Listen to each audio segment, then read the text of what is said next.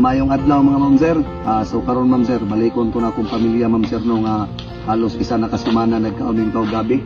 Sa tanan nagpaabot og tabang ma'am sir no.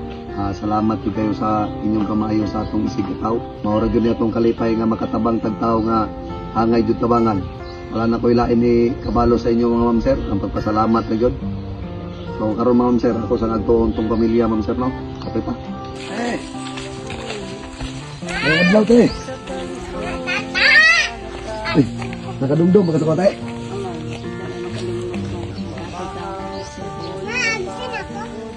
Aman imong mga anak te, manara.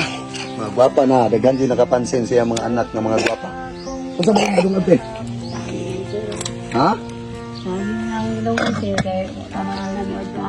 Ay wala pa mo ipanood te. Aman itong kwarta nga akong gihatag te.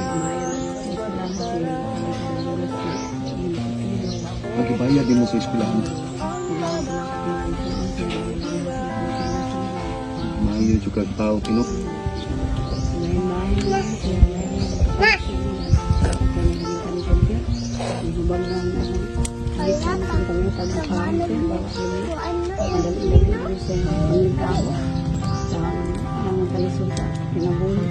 Kaya ito yung importante ito na ampun ang katarmin kasi nung sa unsa kalisod na.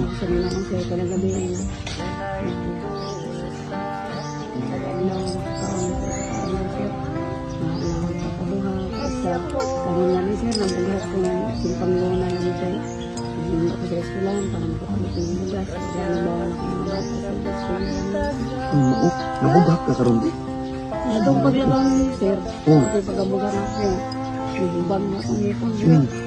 Kung saan ako tumarang medisina, mga ilang sakit akong ulo. Akong ipon, naglaban lang sir. Kaya naging mga sayo ng mga bata ng eskwela sir. Salubon ko. Sir, gabi ka iso na ang kainitan sir. Nagdungag rin taon sila sa aging mga ma'am sir. Kaya ang kwarta dahil nga akong gihatag. Ang kwarta dahil nga akong gihatag. Kaya dahil gibayad sa eskwelahan, sa iyang mga kamutan sa mga bata ni Mute. Kagahan ko na akong mga manghod na ako sir. Itagakan ko niya yung mga manghod. Maayod yung tao yung taon ni Sante. Naliwala siyang kalisod. Mahatag pagyapon siya sa inyong mga eskwelahan. Kung sa muli trabaho sa inyong mga igsonte? Nakakapin na yun ang nanggawa na ako sir. Ay, parihara mo trabaho. Kaya ang tao na ang eskwelahan na sir. So, parang berte, hindi na matugay ha. Anak ko ipaabot sa mga ate-ate.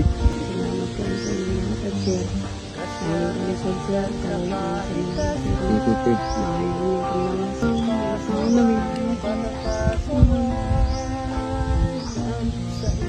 Salamat ang sa Ginoo ko naman kaya. Ako sang kwaon te ha. Sige.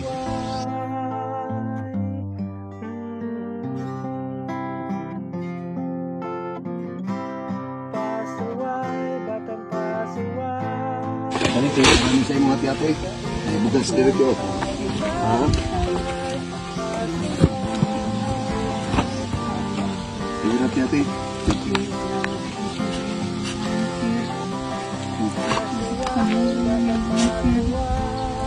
Salamat ang tas Ginoo ka naman ite ha.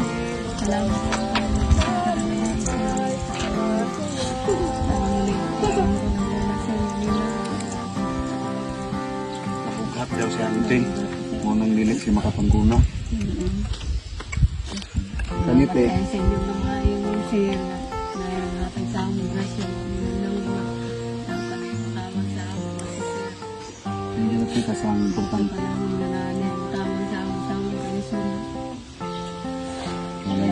Mulai yung umite sa atong kalisod te.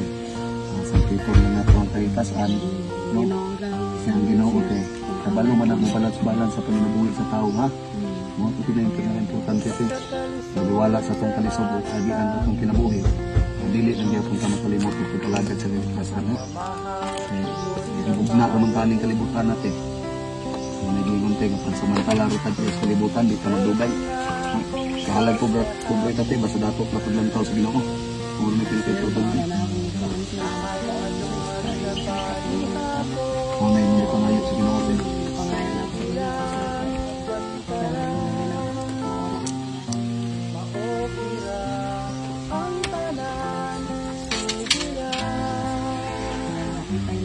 Hindi mo pag sa quarantine, lipay na mo.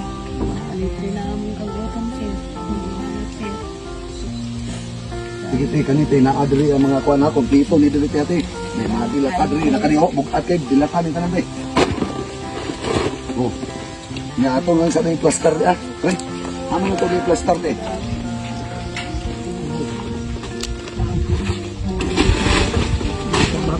Magbak, si magbak nito, eh. Humakong ra ba?